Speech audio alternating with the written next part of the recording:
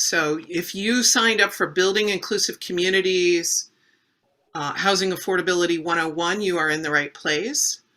Very quick overview. We'll have some welcoming remarks and introductions. Then our guest speaker. We've allowed a fair amount of time for Q&A. So please be thinking about that during the presentation and put your questions in the chat feature at the bottom of the screen. You can click on that and type in your chat. And then we are planning to adjourn by 8:30. So we're going to try to stay on schedule here. So we are really excited about the big turnout for this event. And I am going to, just a quick reminder, I think most of you have done this. If you are not speaking, please mute your microphone so we don't have unnecessary background noise and everyone will be able to hear the speakers. So in a moment, I'm going to be introducing the Worthington City Council President to officially welcome you. And before that, I want to tell you a little bit about Building Inclusive Communities. The City of Worthington is one of our lead sponsors for this initiative, which seeks to expand positive conversations about solutions to our region's housing challenges and our extreme geographic and economic segregation in Central Ohio. It speaks volumes to the importance of these issues that we have 24 sponsors and partner organizations for Building Inclusive Communities, including oh, a little echo going there. Kay Bowen, can you mute your microphone, please? All right. So it speaks volumes to the importance of these issues that we have 24 sponsors and partner organizations, including forward-thinking municipalities, such as the City of Bexley and the City of Worthington. So here to welcome you from the City of Worthington is the Council President, David Robinson. David is co-owner of a family-owned local manufacturing business that supplies adhesive products globally. He lives in Worthington with his family, and he's served on Worthington City Council since 2018. He was elected City Council President in 2022. David, the stage is yours to welcome our audience. Thank you. If everyone wants to go to speaker view, you'll be able to see David a little better. Thank you to Kathy Fox and all of you who have worked hard to organize and prepare for this meeting, which will serve the critical purpose of educating, informing, and encouraging subsequent thought and conversation in the community and beyond. It is my honor as Council President to welcome everybody here tonight, if not to the physical space of Worthington, at least to the virtual community here, and in the hopes that the next time it will be face-to-face. The topic of tonight, housing, its availability and affordability for all, is of essential importance to every community, as it is to every human being. We all know that when looked at from a macro perspective, demographic, economy, the numbers tell us that we have a shortage. But it is at the individual level, for those simply seeking a place to call home, where the real human costs are born. Closed opportunities, many physical, financial, and psychological stresses, and other untold forms of suffering, quiet and personal, public and visible. As such, this issue of housing should be and is of primary importance to us. And so this discussion tonight is most welcome as a way of enabling all of us to better understand this problem, this challenge, so that we can better consider how it weighs in relation to other issues and values and imperatives that we face. This meeting tonight will heighten our awareness and based on the force of the ideas presented and arguments heard, will move us forward, creating a greater possibility of effective and wise policy suited for this time in this place. So I again thank all of you for being here tonight. May the conversation now continue. Thank you, David. Now we're going to hear a few words from Shiloh Todorov about Move to Prosper, the organization that initiated building inclusive communities. Shiloh, please share with us about Move to Prosper. Thanks for the invitation, Kathy. And just to preview this as the shameless plug for one of the sponsors of Building Inclusive Communities, we're really proud to work alongside of you. I am Shiloh Todorov. I'm Move to Prosper's fundraiser or development director, and I just wanted to give you the briefest overview along with a video from our families who really are our very best spokespeople about who we are and what we do and what we plan to do next. What we do is work with single moms to give them the opportunity to choose which of Central Ohio's many amazing neighborhoods they would like to raise their family in, as opposed to having that choice dictated to them only by where they can afford the rent. And here are the ways that we do that. These are the components of the model. We give partial rent support in higher resource communities. It's $400 against market rate rent, individual life coaching, and monthly programs. And this is truly a two-generation model as we are able to coach the moms and help them to become even better parents and partners with their child's school.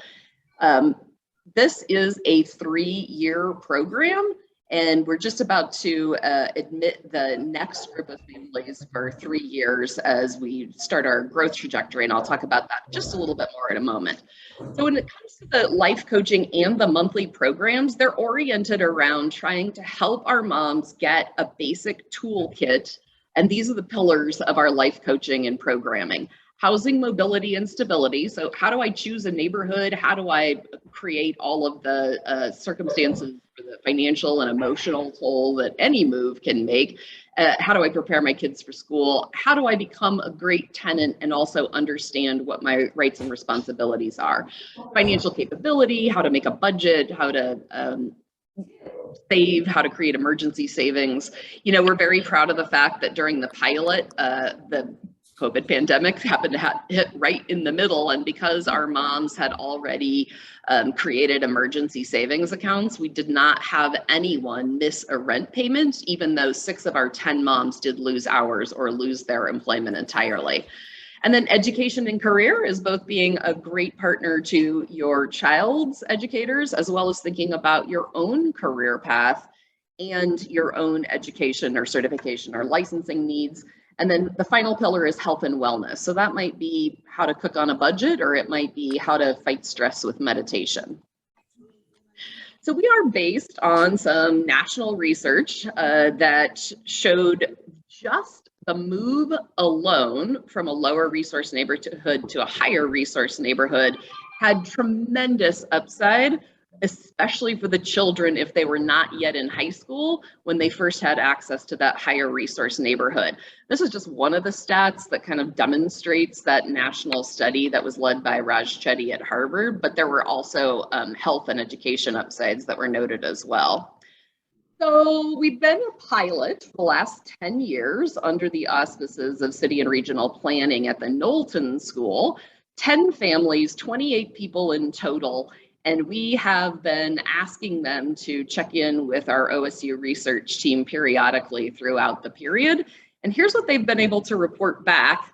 We'll start with their own words. This is video of some of our families sharing about their experience. Right before I got accepted to Move to Prosper, I remember it being summer. My kids were away. I look out my front window and I see police cars. I see caution tape. I see markers on the ground. I see an abandoned car. It's stuff that you only see on TV.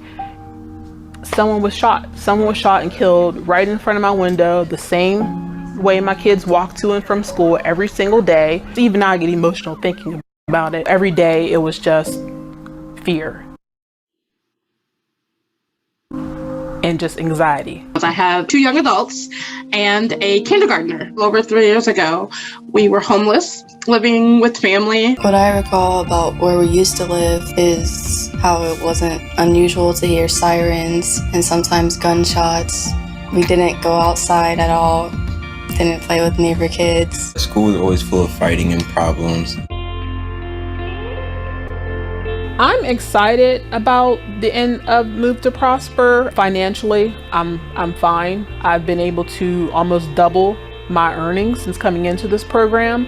I'm financially stable. I have a savings. I've rebuilt my credit. I was able to improve my credit by over 100 points just on my own. I've started a budget now, and I never really understood the importance of it. I mean, I heard about budgeting, but until I actually sat down and wrote it out on a piece of paper, I was really not aware of how much things were costing and how much money I did or did not have. I do have 2 boys. Their ages are 13 and 9. They both have seen a dramatic change in their academics. I will say that my oldest son benefited the most from our move. They've grown in reading, they've grown in writing. Prior to moving to our new neighborhood, he was really pushed around and labeled as a bad kid. In our new neighborhood, they figured out the problem and they protected him and showed him how to deal with any and all problems that he may encounter, and they did it with love. Some changes I've noticed in my big sister. You've gotten into a lot more stuff now. You have choir, you have the flaggy thingy. There's like 5 more that I cannot name for the life of me. Honestly, you're more outgoing. I just want to continue to see my kids happy. You too with your learning, with your sports activities, with your dancing, your brother as well, with his education, with his basketball. I just want to continue to make sure we're okay. I think our little brother, he has more opportunities than I had growing up because he can get those opportunities earlier growing up in this environment instead of the environment we grew up in.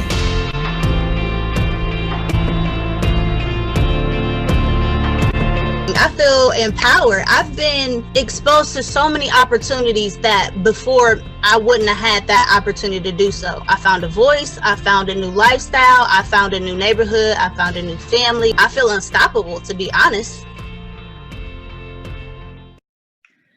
So we're obviously very proud of them and their accomplishments. And you saw this in the video, but the headline is that over the course of the program, our pilot moms were able to raise their income by 58%, which was $17,000 per household, which puts them firmly into the middle class. And because we are seeing these results and we are having the stories back from the families that you've just seen shared, we are going to expand our program to welcome the next 100 families over 3 years. And we're going to do that in cohorts of 16, the first of which application window will actually open next month. And so you will be, as a result of your membership here today, you'll get some of our newsletter items, including the announcement that we are recruiting those families. So if you have families that you would like to connect this program to, certainly there will be information for you to share with them as we go. If, on the other hand, you want to be more of a donor or volunteer, here are some ideas about how you can get involved in Move to Prosper, and I will put this information into your inbox tomorrow morning.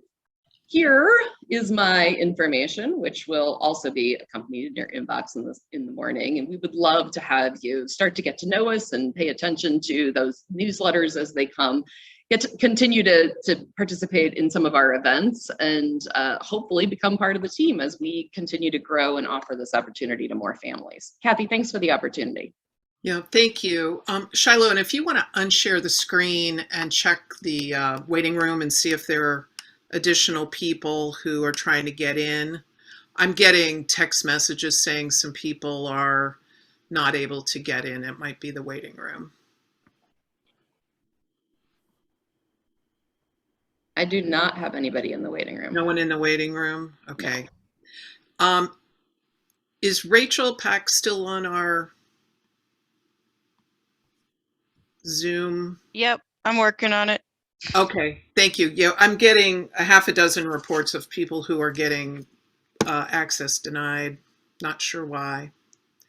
Yep. Hello, this is Ben from Mount Carmel. I was having issues logging in, and I think it might have been my email platform. So I actually copied and pasted the Zoom number that's in the link from the website, and I just opened my Zoom app and moved that number into the meeting, and it let me in. Okay. It was complicated. I tried like a dozen different things, but finally got through that way. I had the same thing. I couldn't get in until I just copied the number into Zoom, but a lot of people don't know how to do that, I think. All right. Well, I'm sending that suggestion out to folks.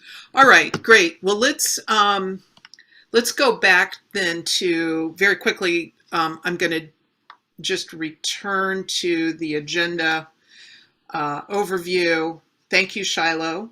And everybody, please note that you will be able to post questions in the chat that's at the bottom of your screen. And next, I want to introduce our speaker. Carlie Boos is the Executive Director of the Affordable Housing Alliance of Central Ohio, which is a nonprofit that's committed to closing the affordable housing gap in Franklin County. The Alliance's 28 members represent the spectrum of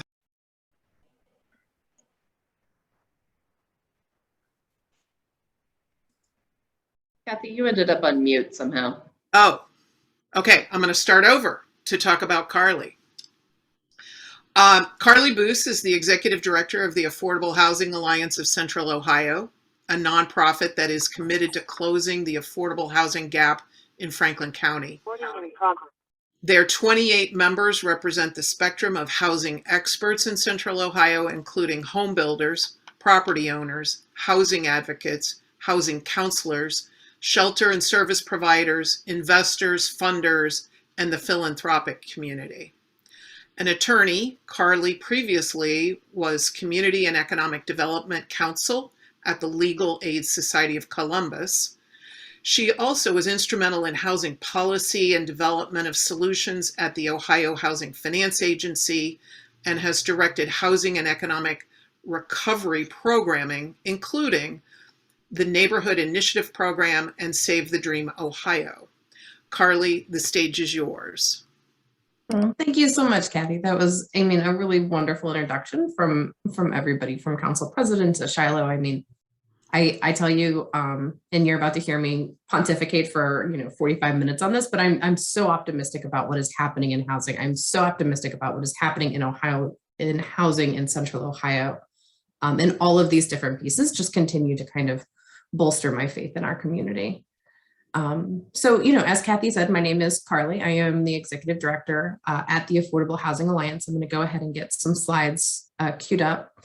I do tend to be pretty informal when I talk, and I know Kathy's going to be monitoring the chat, but if anybody's having kind of a panic moment and you need a question answered immediately, add a bunch of extra exclamation points and we can kind of pause and debrief as we go to if we need.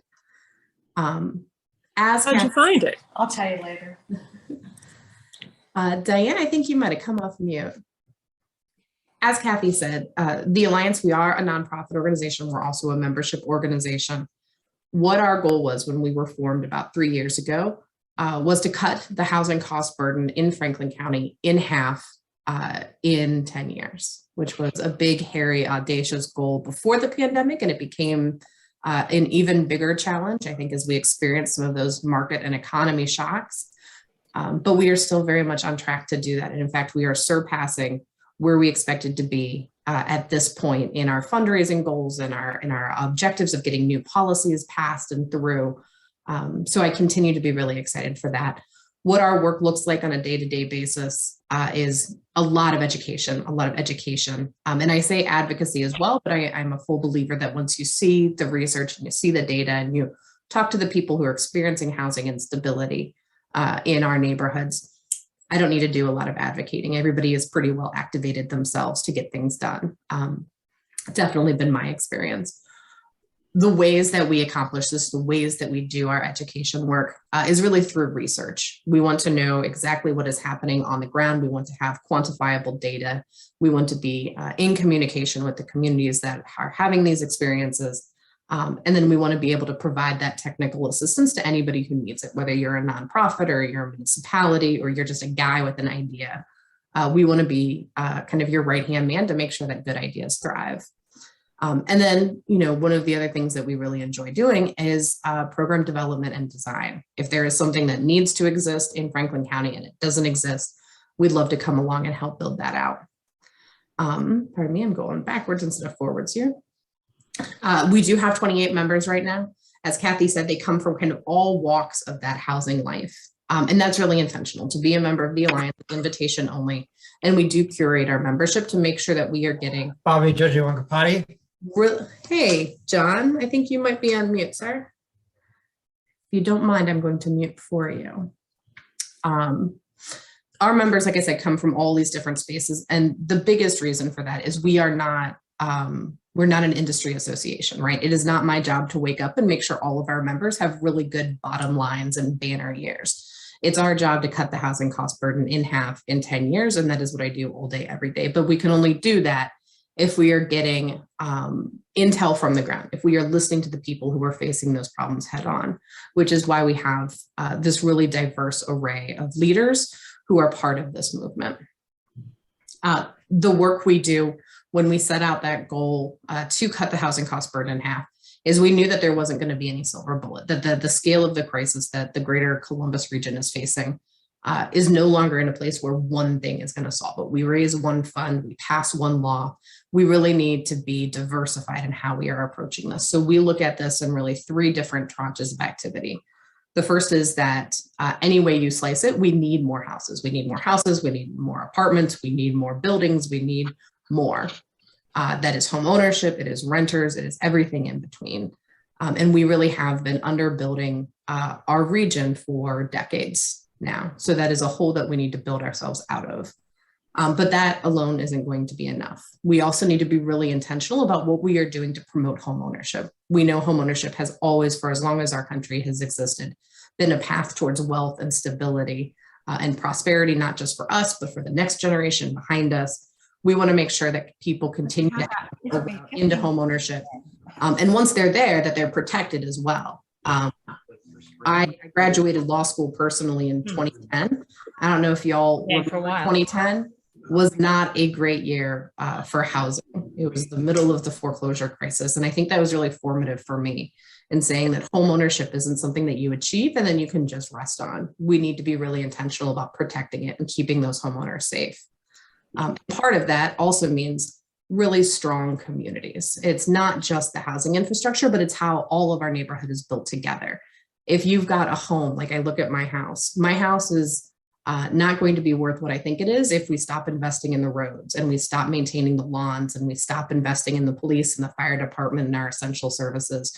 It really is a 360-degree perspective of what community means. And then finally, kind of our third tranche, our third approach for Central Ohio is that we can't just look at housing. We have to look at how we are moving people up the economic ladder.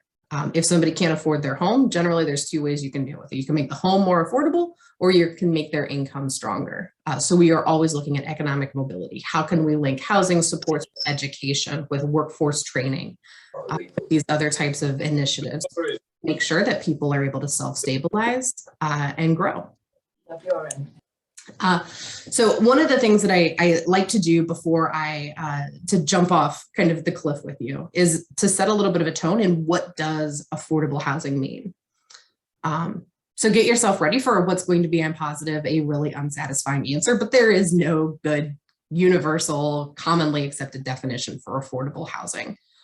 What I've got on the screen here are some of the common terms that folks in the housing world use. I think when I'm talking to people out in the world, when they hear affordable housing in their mind, what they're thinking of is really 30% of area median income or extremely low income. These are people who rely exclusively on retirement or supplemental security income or minimum wage to be able to afford their living costs. In the housing world, that's called extremely low income or ELI, and you'll hear people kind of kick around that terminology quite a bit. Another common range that people talk about is 60% of area median income.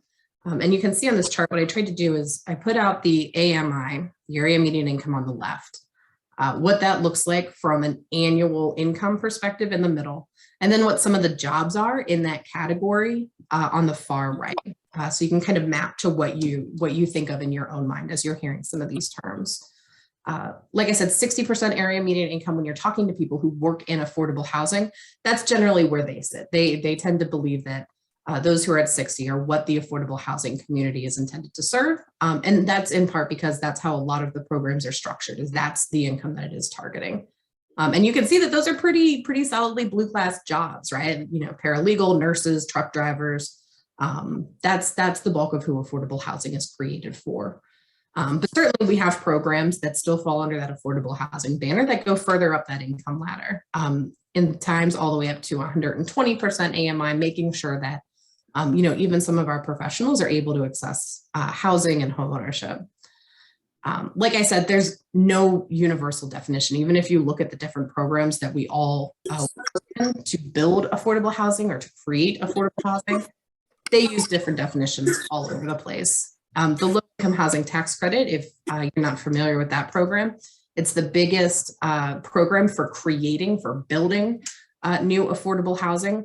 What they tend to look at is the 80% and lower area median income. I will say though, as someone who does this regularly, who works kind of both between policy and programs, I really think that the best definition of what affordable housing is housing that doesn't cost more than 30% of your own individual income, whatever that might be. So 30% for me is going to be different than 30% for you know, my dentist. It's going to be different than 30% of my airline pilot or 30% of my barista. But having that flexibility and that individualization is really important, because the housing solutions that a dentist or an airline pilot needs are going to be different than those of a barista or a grocery clerk. And having a definition that's flexible enough to meet both of those is really helpful.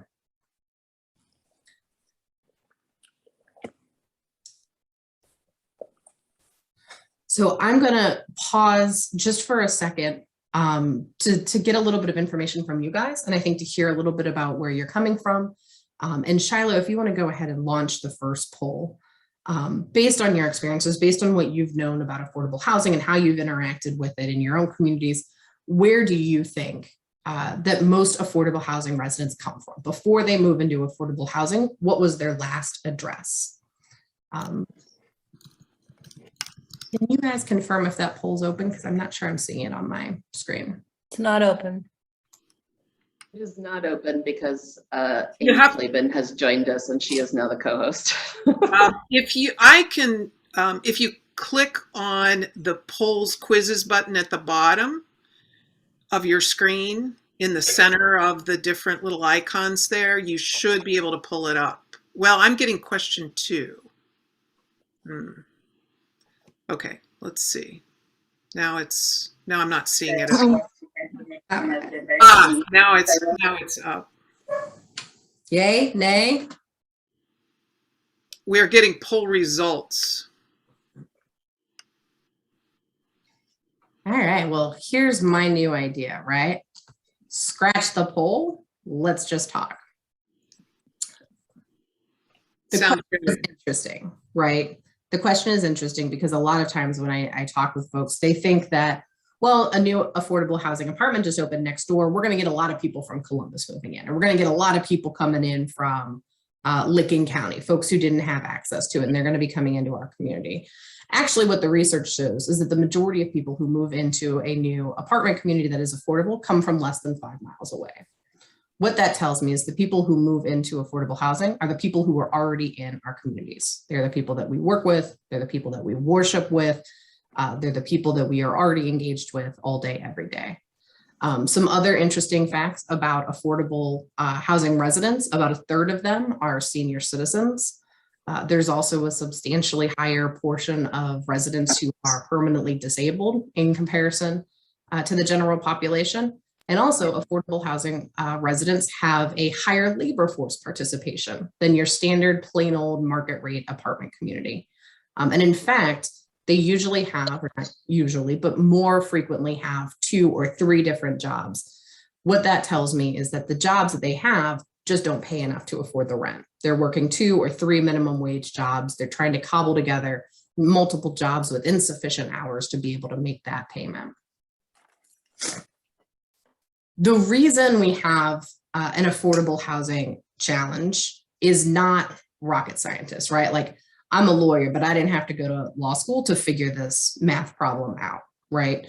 It costs more to build a home or to operate an apartment building than most people can afford to pay. That's it. That's as complicated as it gets.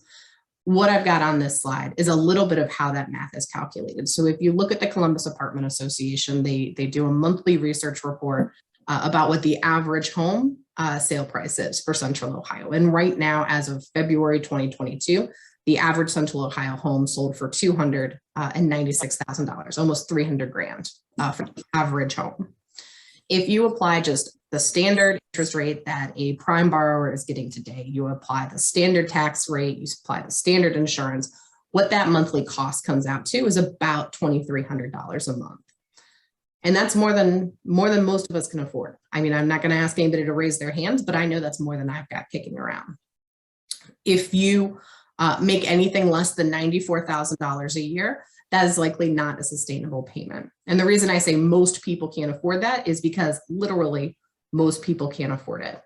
It is only affordable to those who are earning 125% of the median income. So you have to be above our median to get into that.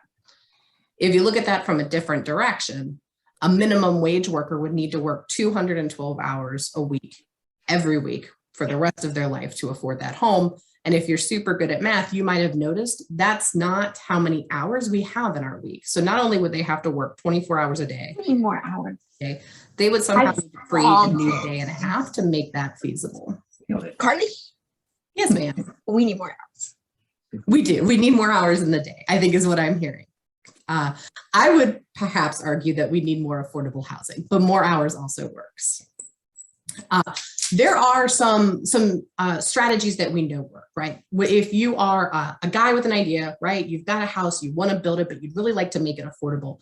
You mentally and financially go through a waterfall of different options that allow you to pull that purchase price down from $300,000 to something that more people can access.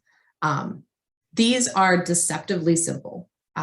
If you write it on a slide and you use 6 or 7 words, it looks like, oh, well, that's not so bad.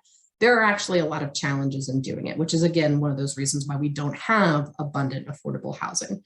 But if you're starting at that $300,000 price point, what it costs to just about build any house right now, whether it's an apartment or a single family home, you want to make it more affordable. The first thing you do is kind of generally called value engineering. Take out the swimming pool, right? Get rid of the frills, no balconies, no marble countertops, anything that you and your architect can put your heads together to do to bring that price down to a more affordable range, you do that. In the abstract, that sounds like the simplest option because it's just you and your architect and you're hashing it out. But the challenge becomes that a lot of those decisions aren't a two-party conversation. It's you, your architect, and the land use committee, your area and your zoning commission, some other third party who's the arbiter of those decisions. And there's unpredictability there. There's a lot of inconsistency in how those go in the other room throughout the region. Constance, I'm going to go ahead and get you muted if you don't mind.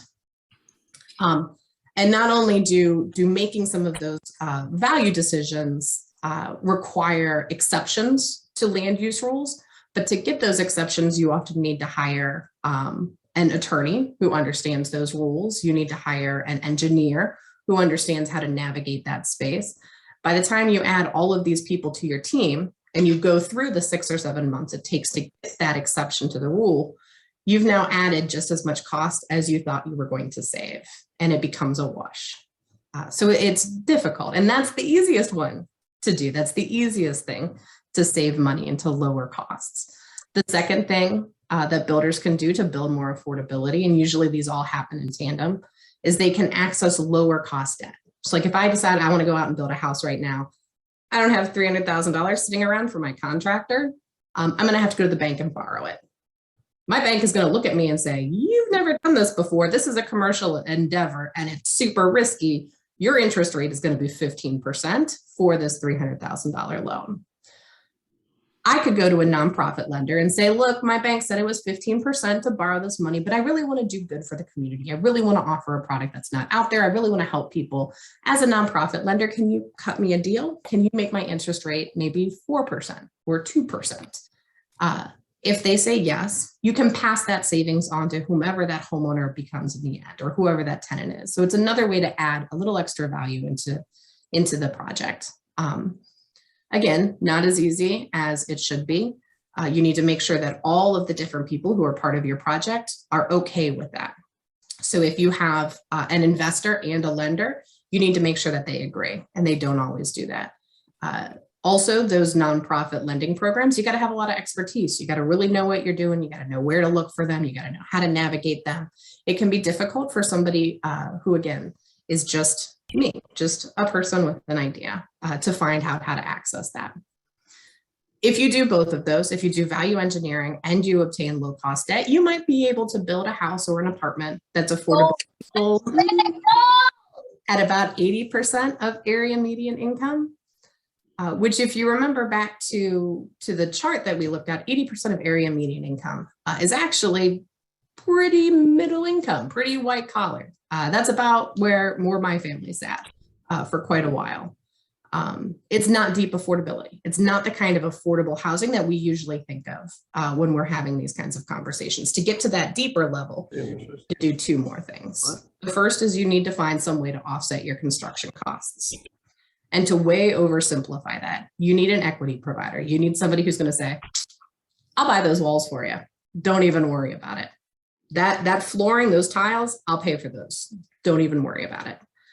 That is generally a government program. And I'll tell you that all of those construction subsidies are criminally underfunded. One in Ohio I mentioned earlier is the low-income housing tax credit program. In a good year, there'll be 3 applications submitted to the state of Ohio for every one that they have the money to actually support.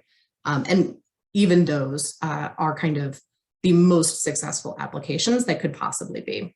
The second tool that you can use to continue to bring that purchase price down, or that sales price, or that rental price, is an operating subsidy. It's a way to support not just the cost of building the home, but maintaining it. Investing in repairs, investing in a reserve fund in case something terrible like a pandemic happens, investing in maintenance and upkeep and lawn care and shoveling the snow. When you add up all of those operating costs, staffing a front desk, having a security system, even those ongoing costs are a lot more than some households can afford. So you need to add an operating subsidy to do that. The most common one, the one that I think everybody is familiar with, is the Section 8 program, the Housing Choice Voucher Program. But there's a handful of them out there for special populations. There's one specifically for people who have disabilities, one for people who are veterans, one for people who are pregnant women and mothers. So there's a handful of different operating subsidies out there, but the consistent theme is that we don't have anywhere near enough of them. It is not like food benefits, where if you qualify for food benefits, you get food benefits. If you qualify for housing benefits, 9 times out of 10, you're going to sit on a waiting list for many, many, many, many, many, many, many years. So with that in mind, I have another question, and I think I'm just going to ditch poll format, right? So like, everybody do this one in your head. What do you think the largest housing subsidy program in the US is? In fact, here, let's do this. Why don't you write it in the chat and we'll watch them come in, and I'll give you a couple options. So one is Section 8. Section 8 housing choice vouchers. One is the mortgage interest tax credit. One is the low income housing tax credit. And one is public housing. So Section 8, mortgage interest deduction, public housing, and the low income housing tax credit. Seeing a lot of answers come in. Ooh, public housing, good. Mortgage interest, public housing. Okay, Section 8, I'm seeing a couple Section 8s. All right, well, while you guys are finishing to write your thoughts, I'll go ahead and skip to the answer. So if you're still writing, close your eyes for a second. But by far and away, the largest program is the mortgage interest tax deduction, which even after a recent modification to that law, still allows people who have a $750,000 mortgage to claim the subsidy. So especially with modifications to the tax law, what that has really become is a tool exclusively for people who have high net income, high wealth. In comparison, the budget for for housing choice vouchers comes the closest, but it's still about $5 billion smaller than that. Housing project-based vouchers, a fraction of that, and public housing way at the end of the spectrum, only about 1/5 of the size of the mortgage interest tax credit, which I think is always very surprising for me. I've seen this statistic, I can't tell you how many millions of times. But to realize that up until recently, I was a beneficiary of the country's largest housing subsidy program is always something that sits a little uncomfortably for me. But truth. So to segue, right? So that's the foundation, that's laying the groundwork. That's how we came to be. That's the cause of the affordable housing challenge. What is the result then? What does that translate to? Well, it's a big problem. I mentioned that our organization was created to cut the housing cost burden gap in half. That housing cost burden gap is 54,000 Franklin County households. And they are paying more than half of their income towards their housing. Now, if you're paying more than 30%, more than a third, you're considered cost burden. And it's a dangerous spot. You shouldn't be in that. That means that you're making sacrifices. That means that you're really precarious. Should something terrible happen, should you lose a job, should your car break down, anything over 30% is really against the experts' advice. If you're paying more than half of your income towards housing, we call that the life and death zone, because on a monthly basis, you are making life and death decisions for your family. And if you're a senior, that looks like, am I going to pay my mortgage or am I going to buy my medicine this month? If you're a parent, it is things like, am I going to stay home, help my kid with homework and cook them a healthy meal? Or am I going to hit McDonald's on the way to my second or third job? And that happens every single month because that is not sustainable, not just for that family, but that is not sustainable for us as a community. And I think COVID-19 was the exact example that nobody wanted to come to fruition to prove that. But when you have 54,000 households who are living every day of their life on the edge of a cliff and that ground starts to rumble, we see mass housing failures and we see a crisis of pandemic proportions, to be a little weird about it. That's not the only way that this problem is manifesting though. Another way to look at it is how are we building to meet this need? A few years ago, the BIA of Central Ohio conducted a study and they found that we should be building anywhere between 14,000 and 21,000 new homes every year just to bake in that crisis as bad as it is today without letting it get worse. Even on our best year, we are falling thousands and thousands of homes short of that goal. Another way to look at it is who is most impacted by this housing shortage. And what we know is that for every 100 extremely low income families, only 32 houses exist that are both affordable and accessible to them. That means that this is falling on the shoulders of people who are already most vulnerable, are already most marginalized. I would also note that this isn't just a problem for people who are extremely low income, who are severely impoverished, who are living on fixed incomes. It is also a working problem in Franklin County and also in Licking County if you're coming from across the border. The housing wage right now, what it takes in an hourly rate just to afford a modest apartment in our community is $19.83.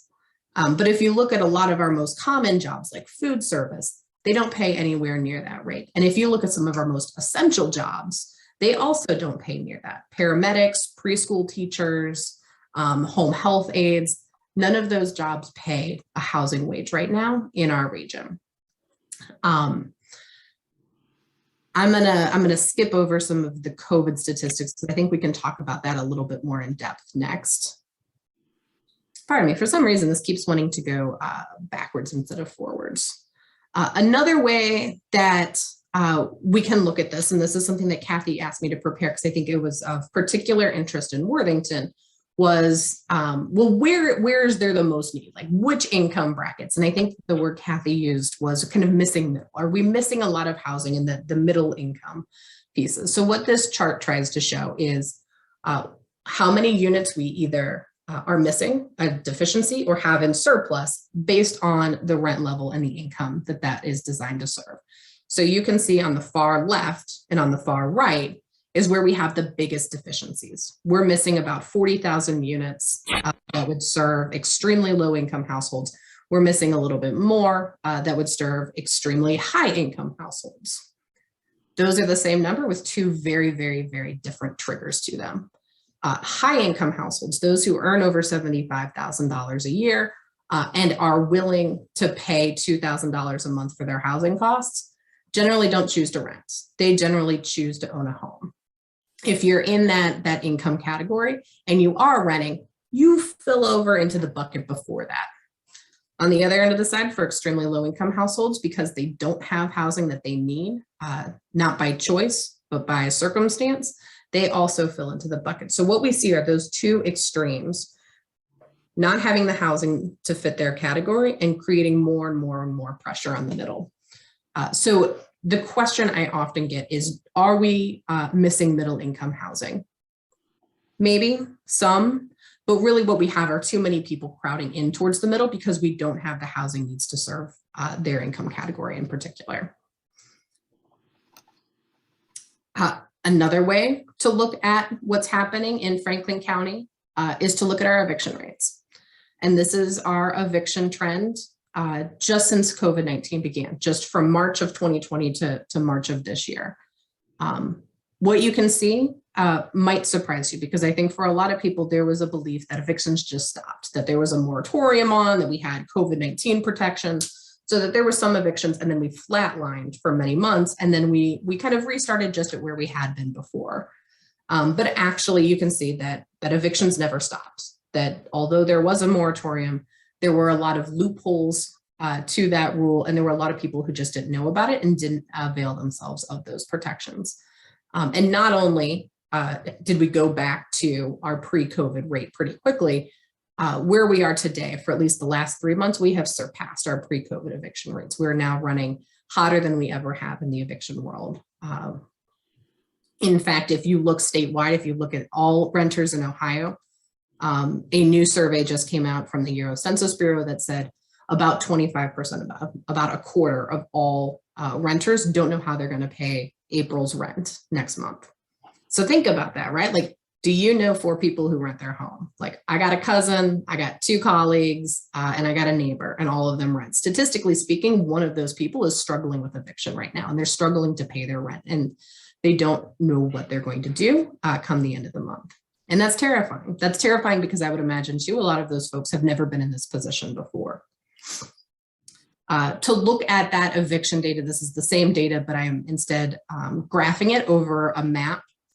You can imagine, I wish I had 270 on this map, but basically the outline where it defaults to white is kind of 270. So you can see that eviction risk is not evenly distributed across our entire region. There are certainly hot spots. And I have this upside down T overlaid on top of that map. Feel free to unmute yourself. Is there anybody who knows why I have that T there?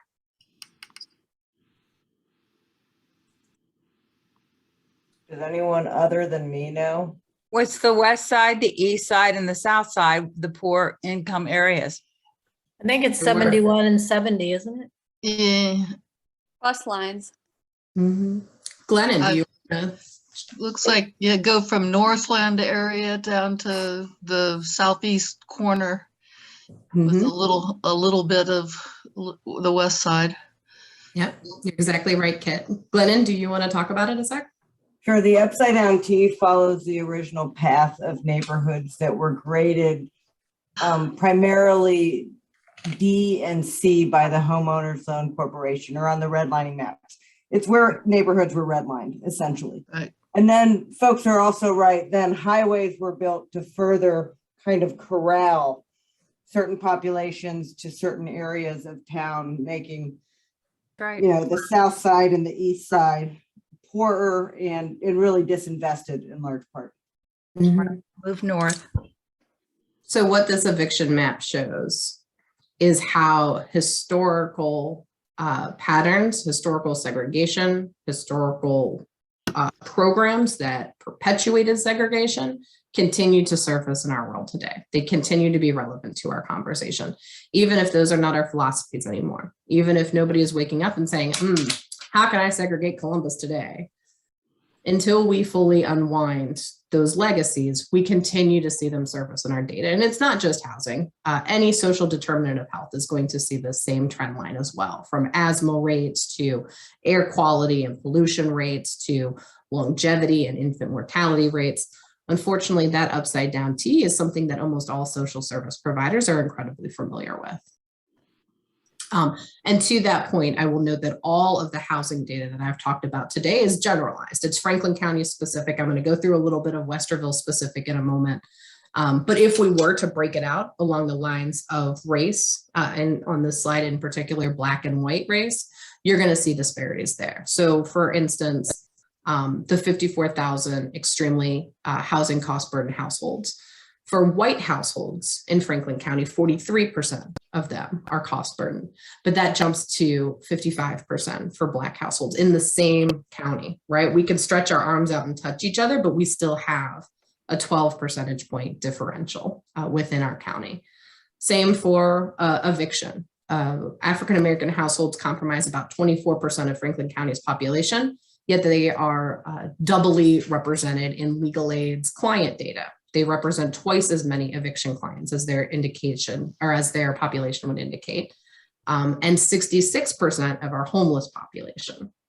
So it's something that kind of matriculates all the way from renters to homeowners to shelter. It's something that's present in all of our work. So with that in mind, another quick question. And we'll go through this one quick because I think you're on to my game that these are all kind of setups to bust misconceptions that are out there about affordable housing. But what do you think a brand new affordable housing building would do to your neighborhood? If it is built next door to your home, what do you think that impact is going to be on, one, your home's property value, and two, the crime rates for your community? You might be able to tell I'm struggling with either a cold or the onset of spring allergies. So I'm going to take a sip of water while you think for a moment.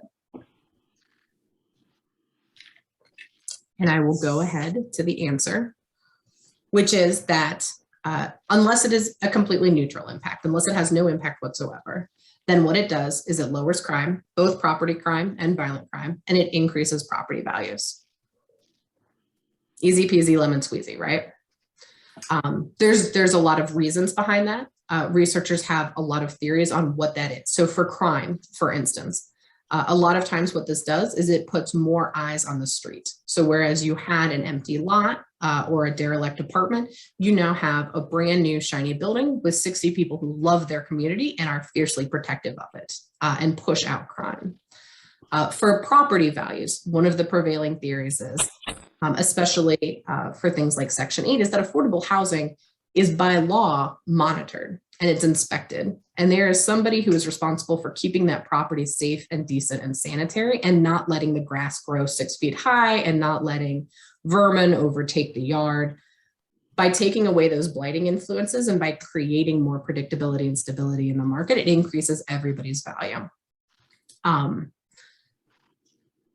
I did want to, and I realized that we're coming up on the end of some of the discussion we wanted to have before switching all the way over to Q&A, but I wanted to go into some specifics on Worthington just because Kathy asked me to pull these numbers and they're fresh, they're brand new as of this morning. So looking at the gap in income, and income tends to be a proxy for housing stability and housing needs on a number of different fronts. So I start looking at median income. What does the middle of the line guy in your community earn? And how is that different for renters versus homeowners? There is an $81,000 difference between the median income of a Worthington homeowner and the median income of a Worthington renter, which shows me that there is a wide discrepancy in the residents that are living in your community. That is translating into a cost burden. So 38% of Worthington's renters are paying more than 30% of their income towards housing, whereas only 16% of the homeowners are. The zip code 43229, which I understand is just a tiny slice of Worthington, but a neighbor and aligned on the map to you, is actually the second highest eviction zip code in our entire county. About 7% of all of our evictions come from that community. An incredibly high need housing and stable area. In Worthington in particular, the housing wage for you guys is $23.46 an hour. So what that means is if you are not earning $23.46 per hour, it is going to be very difficult to find a home in your community that you can afford. And then finally, because housing policy, housing programming is so steeped in race politics and racial programming and this history of segregation, I always do find it informative to at least look and see what your demographics are as a community. In Franklin County, as I said, at large, about 24% of our population is African American, about 4% is Hispanic.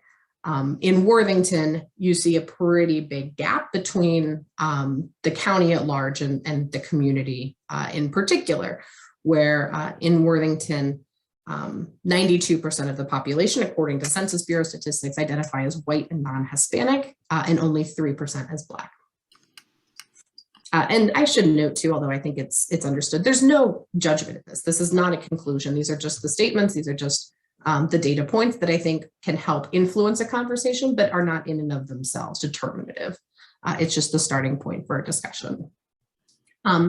I understand that there were some folks from Bexley on the call who were also attending, so I pulled those same numbers.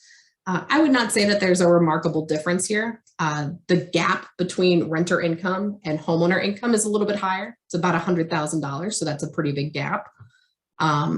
Much lower eviction rates as would be expected.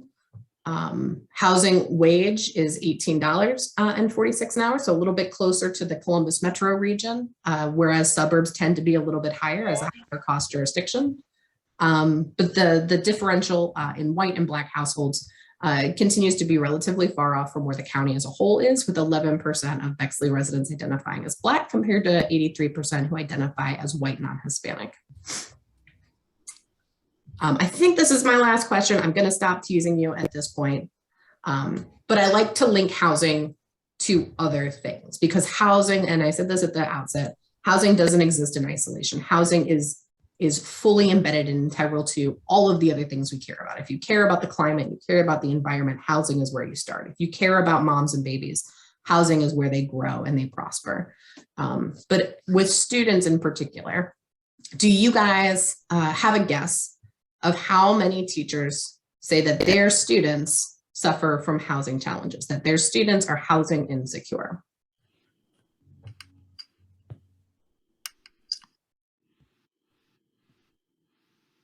I'm seeing some numbers in the chat if you guys want to go for it. I think that's interesting. 20%, 33, at least 40. Yeah, 50%. And I should say too that the statistics I have are nationwide. So these are not specific to Franklin County. Wherever possible, I try to give you guys Franklin County data, but this one I don't have for that.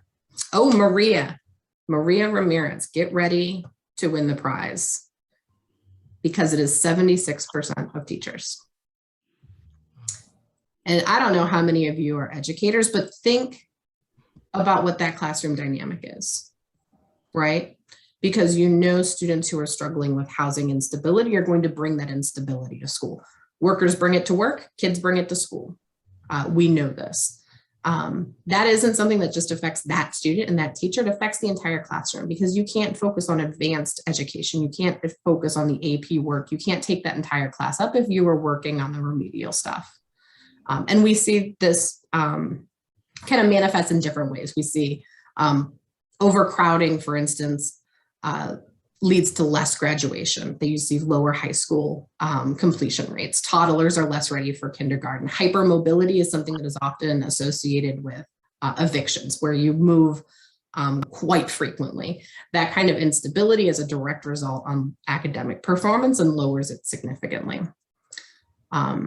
I also, and maybe this is the mom in me, maybe it's just the human in me, I'm not sure, but kids hit, right? Kids hit a special place for you, right? 1 in 10 children who are removed from their families and taken to foster care are done exclusively because that family does not have a house that is sufficient.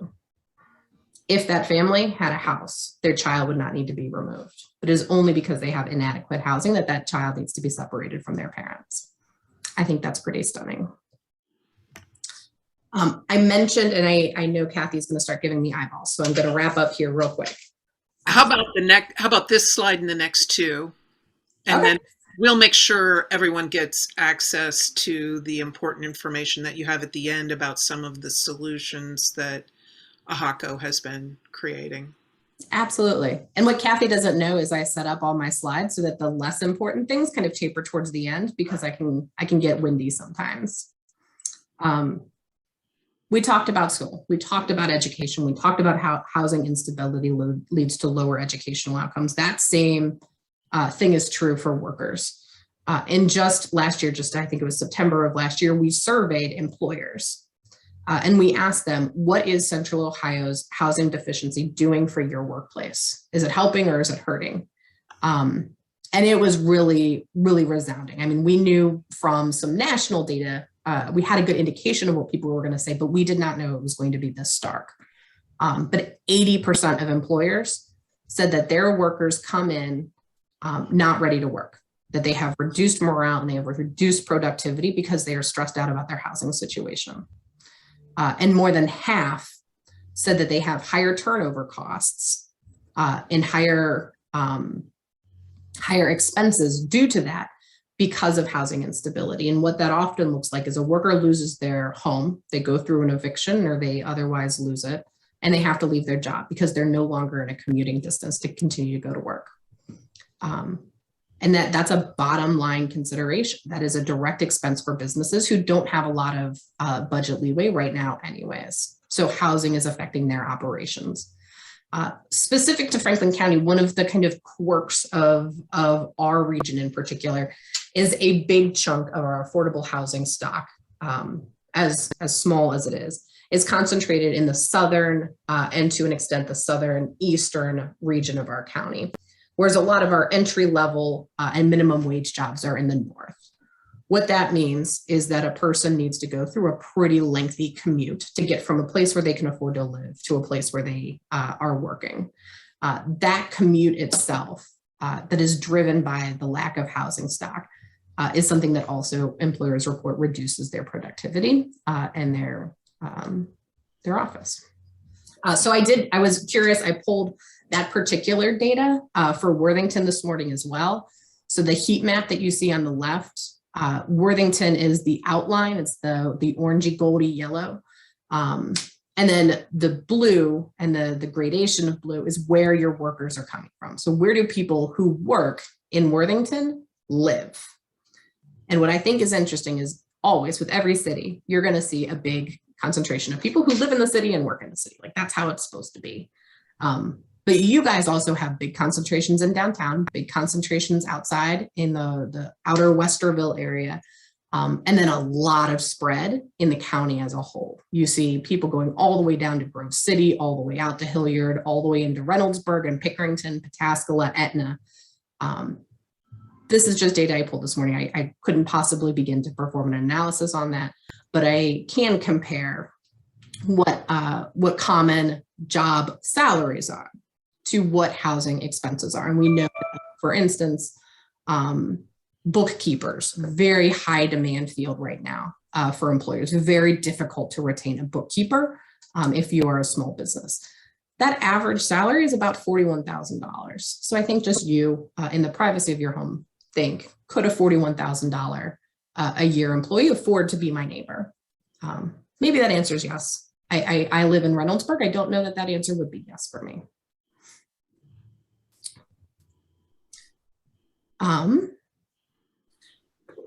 The other, and this is, I don't have excellent data. This is more kind of anecdotal. But one of the things that we know, when people move from being cost burdened, they move from an unaffordable housing situation to affordable housing. Very, very logically, they increase their discretionary income. They have more dollars that can be used for other things. And we know what they spend it on. It is healthcare, it is food for their families, and it tends to be retirement. That's data that we know. One of the things that we don't know that I would love to do more research on is how much of that can be spent locally, right? Is this discretionary income that can support small businesses in our community, that can support local grocers, that can support local coffee shops? I mean, I'm really interested in kind of that interconnectivity between housing, discretionary income, and supporting small business. So I guess if there's any researchers on the call, hit me up. I would love to do that work with you. And then I know Kathy said to cut me off, but I would be remiss if I didn't mention, because 1 in 4 renters are struggling to pay rent right now, we have the money to pay that rent right now. Never in the history of this country have we had the resources to stop evictions to the scale that we do, but because of pandemic relief funds, we do. It will not last forever. We are expecting to be out of these resources by July here in Franklin County. But from now until the end of July, if you know someone who is struggling, please, please, please connect them with the Rental 614 hub. It's an information center. They can find out how to qualify, they can find a provider, and they can get all of their needs taken care of. And certainly if you have the capacity to share it on your Facebook or on your social media, or print it off and hang it on the billboard at church, I would be incredibly grateful. So, and then thank you. I'm happy to stick around and answer all of the questions because I love this conversation. But I do truly appreciate you letting me come and at least virtually join you this evening. Thank you so much, Carlie. So let's end the screen share for a moment. And wow. So I hope everyone was as overwhelmed as I was with that information-packed presentation. We will be making the recording available and the slides available so that you will be able to revisit all this. There is just a ton of great information. And many of you have posed questions in the chat, and I've been pulling those off. If anyone else wants to add, we are going to have at least 15 minutes here for questions. So I'm going to start with a question that I'd like to pose as the moderator. Carlie, if you were to be asked to give all our attendees this evening some suggestions of the 3 most important things that each of us could do to help solve the housing challenges in Central Ohio and in our own communities, what would those 3 things that we should each be thinking about doing, what would those be? I mean, I think number 1 is incredibly easy. Number 1 is at the front of my mind all day, every day. It's literally just get involved. You would be astounded at how many housing decisions are made in the back of a town hall meeting with 2 or 3 people, and that's it. There are so many opportunities to get engaged, to say, I want affordable housing in my community. I want it to look like this. I want it to support my family and my friends. Just showing up at an area commission meeting or a zoning meeting and saying that, and not anymore, is all you need to do. If you want to show up with data, I will give you all the data you want, but just saying, here's what I want, like, right? Here's the community I want to build. My kids can't afford to live here. That's a problem for me. My parents can't afford to retire here. That's a problem for me. That's a perspective that I don't think a lot of our public officials have the privilege of hearing every day. So that's number 1, just get engaged. I think for me, I look at it through the lens of different initiatives that are happening in Franklin County and that are really taking root in Central Ohio. And one is source of income protections, making sure that somebody isn't denied an apartment because they receive child support, which is incredibly common. About half of landlords will not rent to somebody who receives child support. The source of income protections are are taking hold in Central Ohio. We've become a real leader in this space. Worthington is at the front of that game, really took a moral stand and made sure that they were one of the first communities to pass this many months ago, and it's been wonderful. Sorry, please, Kathy. As did Bexley. Just want to. Yes. Our two municipalities that are co-sponsors of Building Inclusive Communities, both were at the leading edge on that. Okay. Well, and let me finish the shout out then, because City of Columbus, Reynoldsburg, Westerville also, and Whitehall passed the ordinance as well. And Gahanna has it under consideration right now. So if you're looking for a place to exercise your voice and you live in Gahanna, we've got the hearing room for you. Okay, great. And we have a question specifically from Worthington, and there are several City of Worthington council members here. The question is, what thoughts do you, Carlie, have about what the city could do to move the conversation forward about inclusive housing in Worthington, about housing affordability? What are your suggestions for Worthington? So I will not be flip about that question. I think my suggestion is let's sit down and talk about it. Let's put all of this data on the table and come up with a plan, because there is no one size fits all.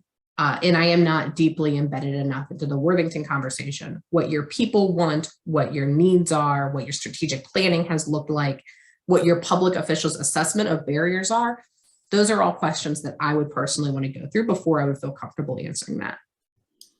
But with that caveat aside, I would say our suburban jurisdictions do not have as much ability to raise revenue as our urban cores do. I mean, no joke, right? Big cities can issue bonds, small suburbs usually can't do that. So there is a greater need for suburban communities to look at their policy levers. What ordinances are within your capacity? How can you create a more equitable atmosphere through the power of the bench and the law? Power of the law. Pay to stay is kind of the next big ordinance on the cusp after a source of income. Pay to stay, if you're not familiar with it, it really just codifies an existing common law defense to eviction. Ohio's called, sorry, if I'm getting too nerdy here, stop me, but Ohio's called a 1 penny, 1 minute state. If your rent is 1 penny short or 1 minute late, you can be evicted. You have no right to redeem your tenancy. You get a 3-day notice and you have to leave at the end of 3 days, or they're going to force you to leave through the court system. The vast majority of states don't have that. Like homeowners who have a right to redeem a mortgage default, tenants have a right to redeem a defaulted tenancy. Pay to stay just codifies that and says, yep, you get X number of days, or you have X number of, opportunities to pay any rent that might have been missed. Okay. Carlie, that's great. So, and I believe I heard you say you would be happy to meet with the Worthington City Council members to talk about various solutions. So that's an open invitation for you, council members. Let's move on to a couple of technical questions. One of our participants noted that the mortgage interest deduction is the biggest tax subsidy of the biggest subsidy of housing in the U.S., but you have to have the money for the down payment. So how is this fair, and how should we think about this in terms of mortgage interest deduction compared to the other more modest housing policy and subsidy programs that we have? Yeah, I mean, I would add fuel to that fire too. If you don't itemize your taxes, which the vast majority of even middle income filers are not itemizing anymore, you don't take advantage of that mortgage interest tax credit. Because of shifts in our tax code, it really has become a policy tool that is really only available to high income earners, to relatively wealthy households. I go back to the core though, right? Like if we want to fix this, it is entirely within our capacity to fix housing. This isn't, I don't know. I couldn't come up with a COVID-19 vaccine. I couldn't solve world hunger. I don't know how to do those things. They seem like very complex, very intricate problems that maybe we don't have an answer for yet. Housing I can solve. Like we just need to build more housing.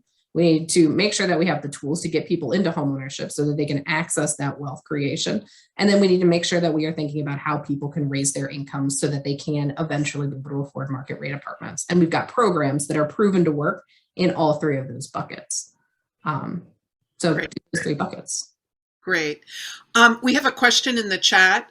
Does building market rate housing in addition to affordable housing also help housing instability or help create housing stability within a community? So that's a complicated question that I could answer 15 different ways. The simplest way is, can we just build a boatload of market rate housing, never build affordable housing, and eventually supply and demand will just even things out?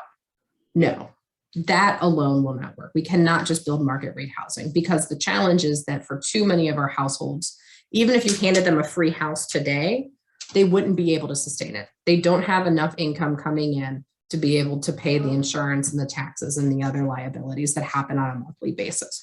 We need to be really intentional about affordable housing. Sorry, 6-year-olds. What can you do? Now, I think that we do need to build market rate housing. I don't think that's a revolutionary statement. In Central Ohio, we are lacking the housing that we need at basically every price point. The only one that I might begin to hesitate on is luxury housing, where that's starting to feel maybe a bit saturated. But I would not be the expert there. And, there's a lot of really good market study providers that I would reach out to answer that question. But we need more housing of all price points of all tenures in every neighborhood in our community. So it's both, and it's all of the above, basically. Yes. Yeah. Although sometimes, and let me just kind of clean up a statement that I made. Yes, we do need more housing everywhere, and it's all of the above. But nobody who is a serious person in this world is talking about putting skyscrapers in Worthington, right? Like, it is about fitting within the neighborhood character, within the social fabric of our community, and complementing what is already there. Yeah. Okay. So we have a somewhat technical question about the low-income housing tax credits. And there are two types, the 9% and the 4%. One of the technical questions is, Ohio is not utilizing all the 4% tax credits that are available. So is there something that local governments could do to help encourage the use so that we can fully utilize all those 4% LIHTC, low-income housing tax credits? Yes. I can't even wait for you to get to the end of that. Yes. Yes. I mean, you talk about like what gets me super stoked for affordable housing. We've got this giant bucket of money that's sitting at the state just waiting for us to come get it. All we got to do is come up with the funds to match it.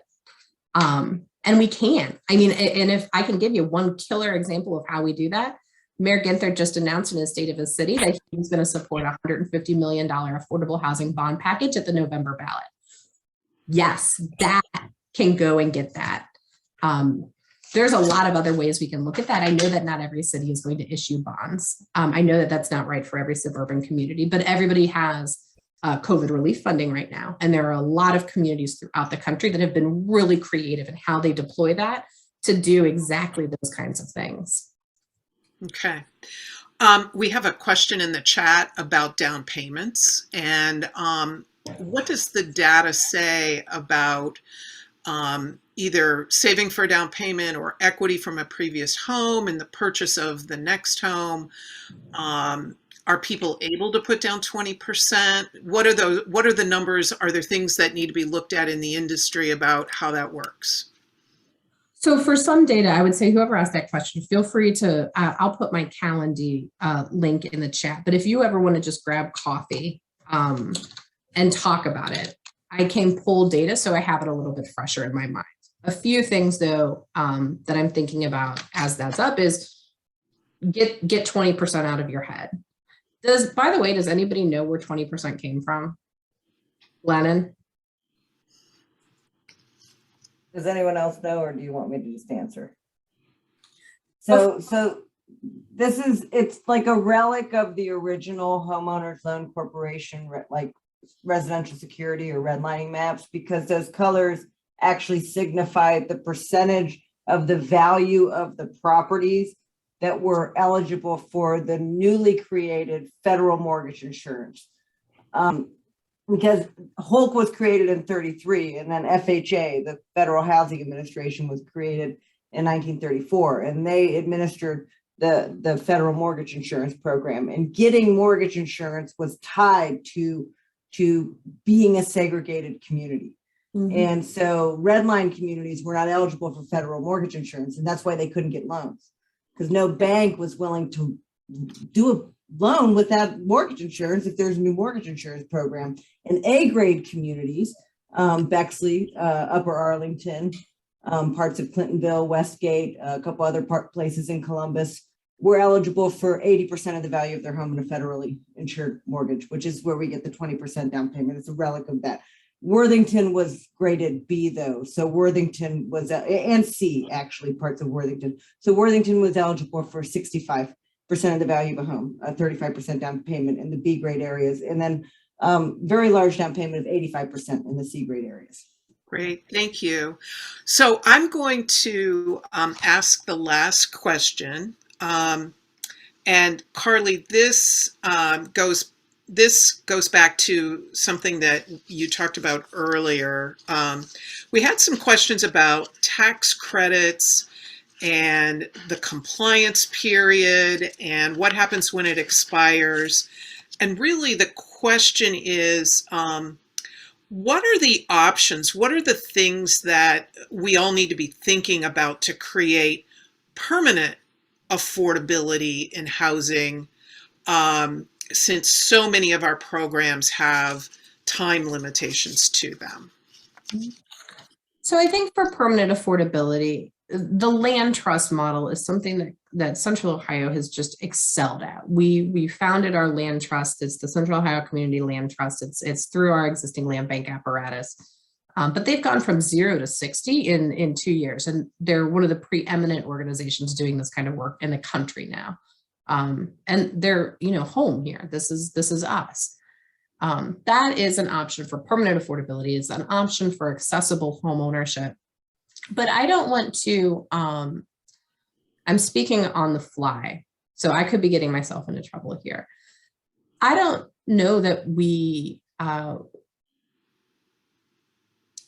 I think that there is value in creating new ideas, right?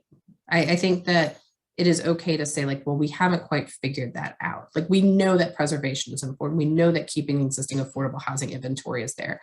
I think that the land trust is a big part of this permanent affordability conversation, but I also think that this is an area where, everybody who's on this call could throw their ideas on the table and we would do a lot of good to sort through them and figure out what we can operationalize. Okay, great. On that note, I want to thank you, Carlie. What a great conversation. And the audience, very insightful questions. Thank you again to our sponsors. And if Shiloh, if you could post our last slide, just so everybody can see the sponsors' names again. And we want to thank them. We want to thank our host this evening, the City of Worthington and the Worthington Working Group that helped to put this program together. We are planning many additional sessions over between now and this coming fall. So we suggest you check, let's see, is everyone able to see the screen share? No, it's just black. It's black. Okay. Well, we'll work on that technical issue. We'll also put into the chat, and you will get in a follow-up email, the websites where we will be posting future sessions. We're in the works on a session that will address the planning, zoning, and development history of the City of Worthington, working with the Worthington Historical Society. We're also in conversations about doing something similar with Bexley. And then we will also have future topics that will delve into zoning and density and some other issues that came up tonight in our overview. So I want to make sure that everybody's aware about that. And if you will be on our mailing list, which you can opt out of, but you will hear about these future sessions, as well as you can check the website. So thank you, everyone, for joining us. And I understand there may be a few people who still weren't able to get in due to some technical challenges. Please let them know. We will make a recording available, and